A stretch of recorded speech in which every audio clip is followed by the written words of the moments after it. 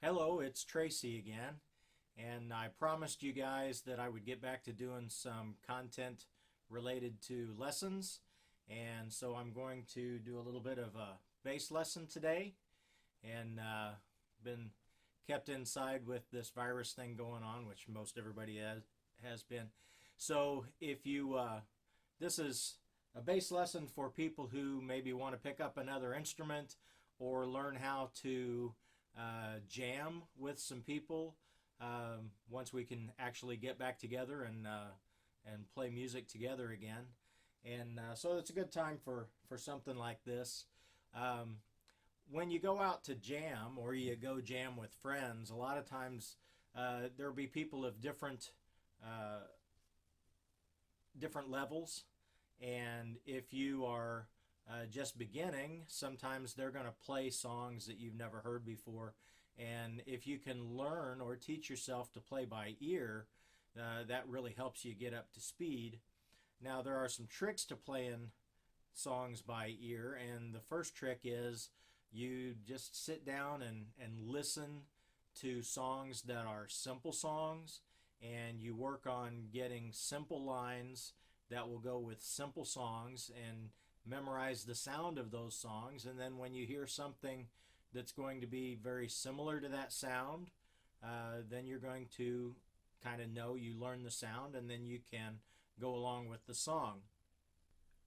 What I'm going to show you today is going to be based on the Nashville Number System, and the reason it's a good system is if you learn some positions relative to the Nashville Number System, then you can play songs in any key.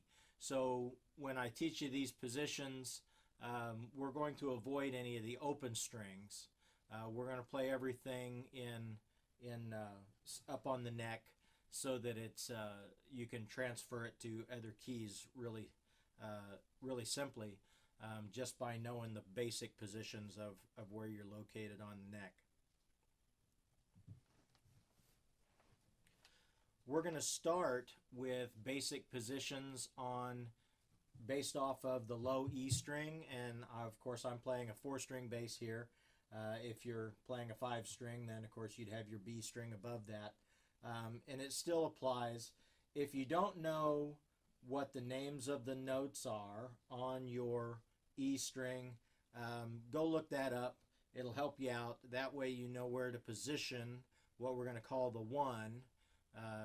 And everything is relative from the 1 in the key, or the name of the key. I'm going to start today in the key of A, and so I'm going to come up, and my 1 is going to be here at the 5th fret on the E string where the note A is. Okay, so that's going to be our 1. Now, I'm going to pull up a chart here in a minute so you can see this in a chart form, and you can refer to it if I lose you here. Let's go ahead and let's zoom in with the camera here on my hands. Okay, so we're going to have our 1 here at the 5th fret, and we're basing this off of the notes numbers within a major scale. So 1, 2, 3, 4, 5, 6, 7, 8, or you might recognize do, re, mi, fa, so, la, ti, do. Okay? Now, when we do numbers, we're going to have the 1, the 2, the 3, the 4, the 5, the 6, the 7, and the 8 in a major key. Now, that's a major scale, and a lot of times the 7 in a major scale isn't going to get used as the natural 7. It's going to be a flatted 7, which really makes this what we call a Mixolydian scale. Theory alert, don't worry about too much of that, but if we played the same scale, 2, 3, 4, 5, 6, but instead of going a whole step to 7, we go a half step to a flat 7, and then to 8, then we have a Mixolydian scale. Okay, which for our purposes just means that we're going to concentrate on Nashville Number System using a flat 7 instead of a major 7. Because most often when you're playing popular songs, you're not going to play the natural 7. More often when you're playing along with somebody in a popular song, it's going to have the flat 7. Now, positions for the Nashville number off of the E string, we're going to use 1 here. We're going to go up 2 frets, and that'll be 2. Go up 2 more frets, and that'll be 3. So we get 1, 2, 3. Then we go to the next string, starting even with where we started on the E string, and we have 4, 5, 6. Okay, so that gives us 6 of our chord roots. 1, 2, 3, then 4, 5, and 6. Now notice I'm not playing it in the same position that I played back here. This is going to make things easier because we're going to concentrate on just being on 2 different strings with the roots of the chords. Okay, now to get the flat 7 that I told you about, from the root or from the key, the 1, we're just going to go down 2 frets, and then we have the flat 7. Now, if we're going to, say, ride the root for a song, and we just want to play root, root, root, root, we can do that, and if we know the chord, say we're in A, the chord A is the 1 chord, the chord D, A, B, C, D, if we go up the scale, A, B, C, D, is the 4 chord. A, B, C, D, E, that's the 5 chord. Okay, so we have 1, 4, and 5 in the key of A. Well, if we went to a different key, then we would have the same position. Say we went to the key of B flat, which is 1 fret up from A. Well, now we've got the 1 chord in B flat, the 4 chord in B flat, the 5 chord in B flat. Okay? Now, for the purposes of this first set of songs that I'm going to point you to, we're going to concentrate on just the 1, 4, and 5 chords. 1, 4, and 5 chords are always major in a major key, and we're going to start simple with major songs in a major key and the 1, 4, and 5 chords. Now, a simple pattern that we can do is called a major triad. Now, a major triad looks like this. If we start with our 2nd finger on our root note, and then we go to the next string, but down 1 fret, that's going to give the 3rd of the chord, and then pinky on the next dot up, in this case, or 2 frets up from the root, but 1 string over. Now we have the 5th of the chord. So we get root, 3rd, 5th. Okay? So just memorize the pattern. Okay, that's your major triad. Now the pattern is going to go so that we get 4 notes within our measure, because we're going to be playing in 4/4 right now.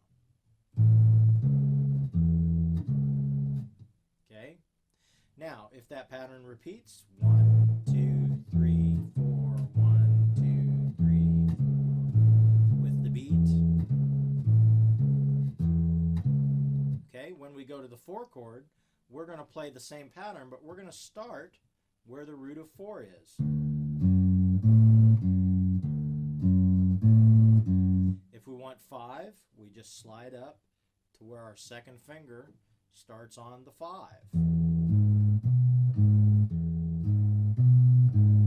All right? So, the simple songs that I'm going to point you to, songs like songs by Chuck Berry, some country songs, blues, basic blues songs, are going to use the 1, 4, and 5 chords and can use this simple triad pattern. Now, let's take, for instance, Johnny Be Good. Johnny Be Good starts out, we're going to do it in the key of A. Chuck Berry does it in the key of B flat. Recordings of it are going to maybe be a mix like halfway in between A and B flat, because sometimes they weren't completely in tune with A440. But if you're listening to it, listen for what the chord sounds like as you're playing, and I'll get a little practice track going for you here in a little bit. But in the key of A, it starts off with just hits on the 1, 4, and 5 chords with the guitar solo, and then 4, and then 1, 1, and then 5, 5, 5, 5. Okay, for your intro. Then we're going to go to triads on the 1.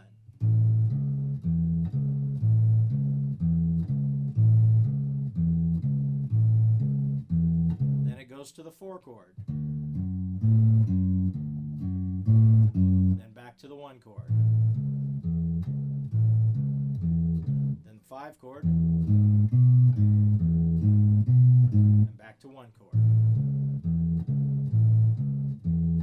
It's that simple. So if you can hear that you're on a 1 chord, or you can hear that your guitar player or whoever your piano player, whoever you're playing with, if you can hear the sound of those chords, then you can go from your 1 to your 4 to your 5 at the right time. Now, once you start to learn different songs and song forms, then you're going to anticipate, so you don't feel like you're behind all the time. You'll feel when it wants to go to 4 within the form. You'll feel when it goes back to 1. You'll feel when it's going to go to 5 as you gain more experience doing that. But we're just starting out right now. Another song like Maybelline. Maybelline, can't you be true? Oh, Maybelline, why can't you be true? You done started back doing those things you used to do. Okay, for instance, again, just using the 1, 4, and 5 chords. Change in your pocket. Got change in your pocket going ding-a-ling-a-ling. Call you on the telephone, etc. Ring. Same old thing. Kissy. Honey, my baby.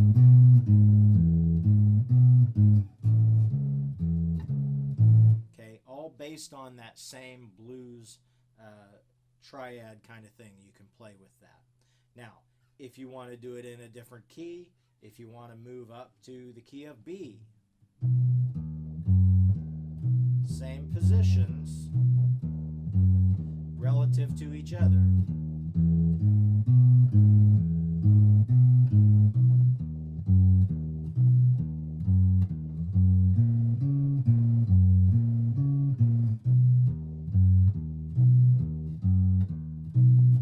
Okay, so that was in the key of B. If you wanted B flat, well, you go to where B flat is. If you want G, you go to where G is. And everything that's on the chart just moves so that 1 is your home position and everything else is just relative to it. 1, 2, 3, 4, 5, 6, flat 7 here. Okay, and that's how that's going to work.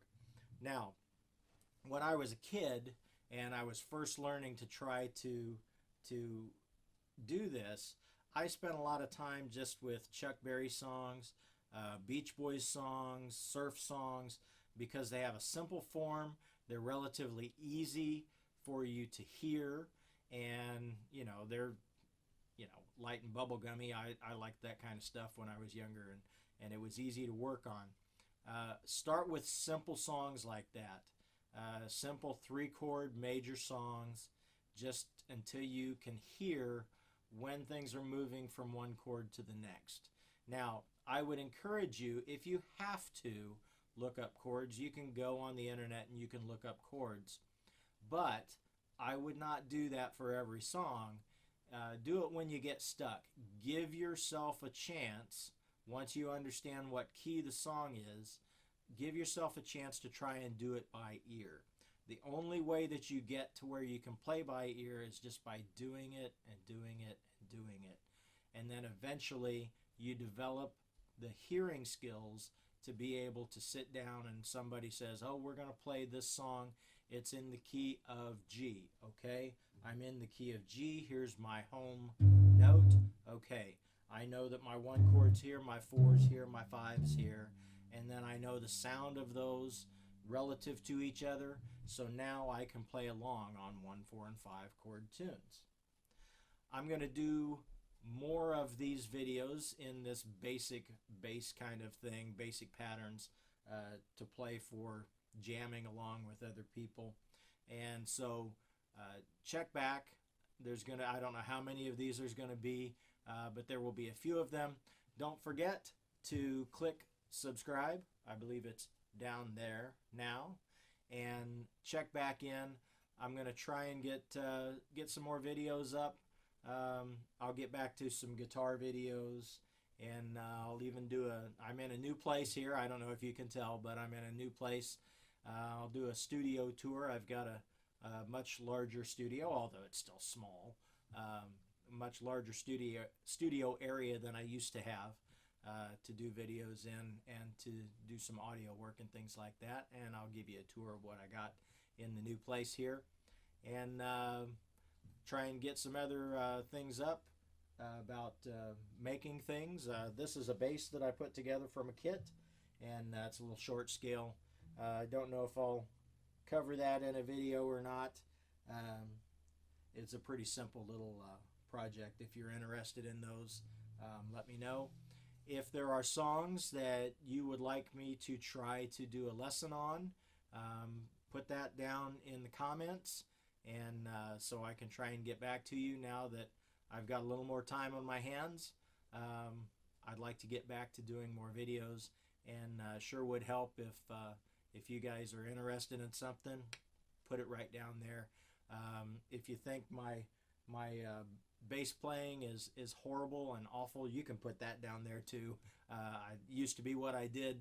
I was more of a bass player when I started as a teenager than I was a guitar player. But, you know, skills are perishable. So anyway, it was good being here, and I hope everybody's doing okay with this virus thing that's going on right now. Wish you well, wish you peace, stay inside, or, you know, stay away from infection and all of that. I wish you all well, and hey, pick up a bass and learn to play some songs. We'll see you next time.